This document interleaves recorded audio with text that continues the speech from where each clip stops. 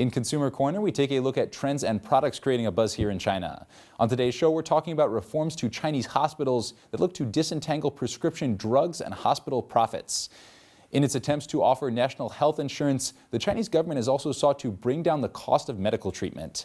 Squarely at the center of the high cost of medical treatment is a practice known as 以药补医, using medicine sales to subsidize hospitals. According to the People's Daily, government regulations have allowed China's hospitals to sell drugs at 15% markups over the past 60-plus years. Though some medicine can be bought at outside pharmacies, much of the medicine prescribed by doctors must come straight from the hospital pharmacy. One reason for that is many hospitals have linked each doctor's salary with the hospital's income, giving doctors an incentive to prescribe as much in-house medicine as possible. The result is widespread 大处方, overprescription of medicine.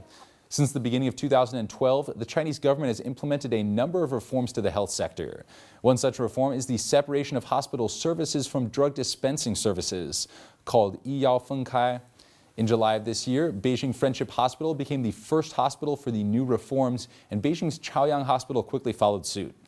On December 1st, 3 other medical facilities in Beijing piloted other reforms, eliminating the 15% markup for medicine in favor of selling drugs at cost.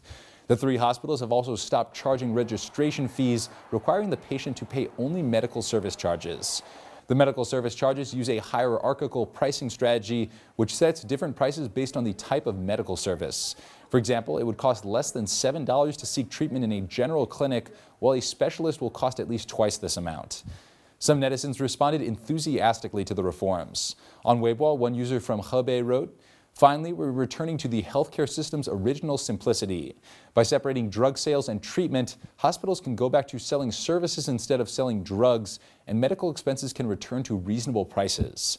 This way, ordinary citizens can go from not being able to afford medical expenses to feeling at peace when they have to see a doctor."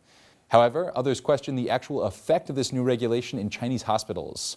One user called Ruying Suixing wrote, "Based on my experience, I don't think there's a difference in the amount of money I spent before and after the pilot program was implemented. Actually, one disadvantage has been that I had to face huge crowds after the pilot program was implemented. Could separating medical treatment and pharmacy sales fail to resolve the problem of expensive medical costs and actually lead to more difficulty in accessing quality medical care?" One netizen took that pessimism even further, writing, "Without sheep, there can be no wool. In the end, hospital profits depend on patients.